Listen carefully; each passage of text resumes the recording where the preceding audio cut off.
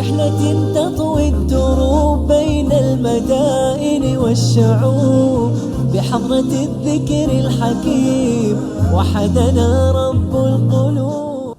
Baik, kita masuk sebagai penutup dalam mujizat yang kedua, mujizat yang berupa pernyataan, sesuatu yang nyata. Yang paling besar mujizat Nabi SAW adalah terbelahnya bulan.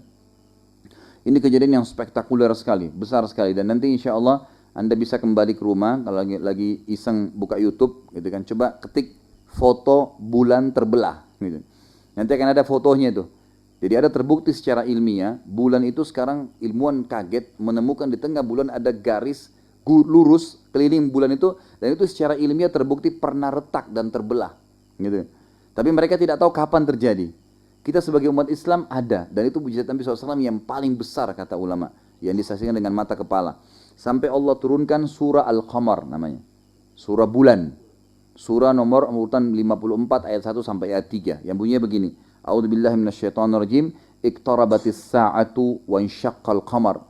Sungguh telah dekat hari kiamat itu dan telah terbelah bulan, Wa in yarau ayatan yu'ridu wa yaqulu sihrun mustamir. Dan mereka orang-orang kafir Quraisy Mekah itu pada saat melihat tanda-tanda mukjizat tadi, mereka terus berpaling dan tetap mengatakan ini sihir yang terus-menerus. Wa kadzdzabu wattaba'u ahwahum kullu amrin mustaqir. Dan mereka mendustakan Nabi dan mengikuti hawa nafsu mereka, sedangkan tiap-tiap urusan telah ada ketetapannya. Begini kisahnya. Hadis Bukhari menjelaskan kepada kita. Nabi SAW satu malam pernah keliling Ka'bah lagi tawaf. Bulan purnama terang sekali waktu itu. Kalau sebelum kita masuk ke kisah ini, ada kisah sebelumnya Nabi Saleh.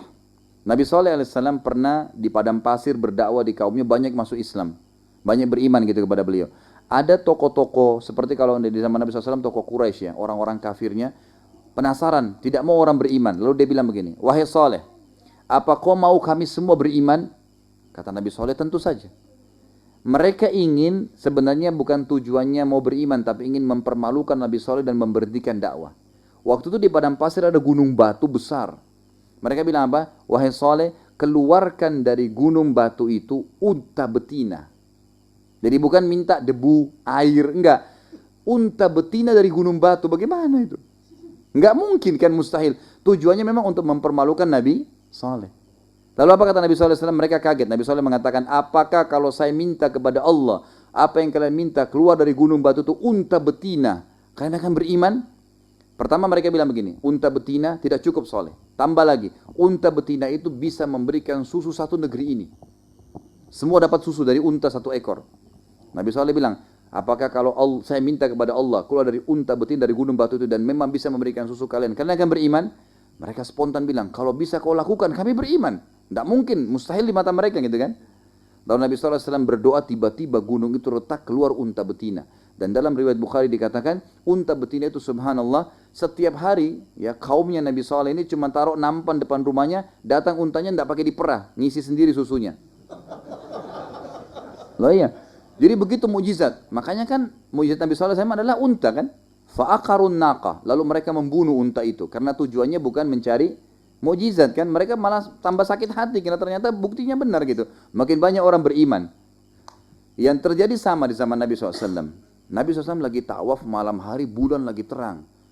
Banyak orang-orang yang ikut tawaf dari antara kaum muslimin sahabat. Orang-orang Quraisy ini ingin memberhentikan dakwah Nabi SAW dan ingin mempermalukan Nabi. Lalu mereka bilang begini, teriak, wahai Muhammad, apa kau mau kami beriman? Kata Nabi SAW, tentu saja. Orang semua dengar, orang muslim dan orang kafir dengar. Apa kamu lihat bulan itu? Kata Nabi SAW, iya. Kata orang Quraisy, belah buat kami. Jadi bukan disuruh belah kelapa, gunung misalnya disuruh belah. Ini bulan yang tidak mungkin dijangkau gitu kan. Belah bulan itu buat kami. Mustahil, ingin mempermalukan Nabi SAW dan mustahil di mata mereka gitu. Apa yang terjadi? Nabi SAW tiba-tiba mengagetkan mereka, mengatakan, wahai Quraisy, apakah kalau saya minta kepada Allah bulan itu dibelah seperti kalian minta, kalian akan beriman? Mereka bilang, kalau bulan kau belah Muhammad, kami pasti beriman. Ini statement orang Quraisy. Kata Abdullah bin Mas'ud dalam hadis Bukhari Muslim, Nabi SAW lalu menggaris bulan itu dengan jari beliau. Digaris. Ya. Maka terbelahlah bulan tersebut menjadi dua belah. Beliau mengatakan, kami telah menyaksikan bulan di Mekah terbelah menjadi dua bahagian. Jadi bukan retak ya, terbelah dua. Kelihatan gitu. sebelum hijrah Nabi SAW ke Madinah, sebelah bulannya itu berada di gunung Abu Kubais. Ada gunung yang besar di sebelah Ka'bah, sebelah timurnya. Dan sebelah lagi, sebelah pecahnya di gunung As-Suwaida, sebelah baratnya. Jadi terbelah dua ini, bukan cuma retak gitu kan. Itu kesaksian para sahabat. Apa yang terjadi? Waktu orang Quraisy lihat itu, karena dasarnya bukan mau cari keimanan, mereka bilang, Muhammad sihirnya makin hebat. Loh iya, mereka bilang begitu, sihirnya makin hebat. Untuk membuktikan ini sihir atau bukan, kita tunggu sebulan lagi akan datang orang-orang Quraisy yang pergi dagang, yang keluar negeri kan itu.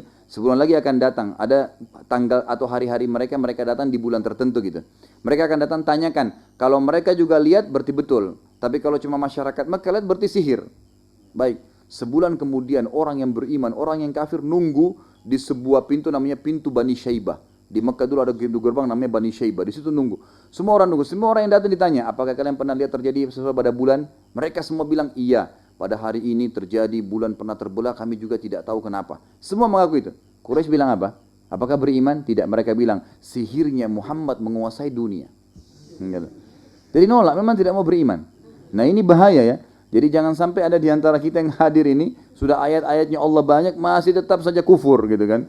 Masih saja tidak mau mengakui, nggak bisa. Yani kita harus mengakui, sudah jelas tanda-tanda ayat Allah banyak gitu.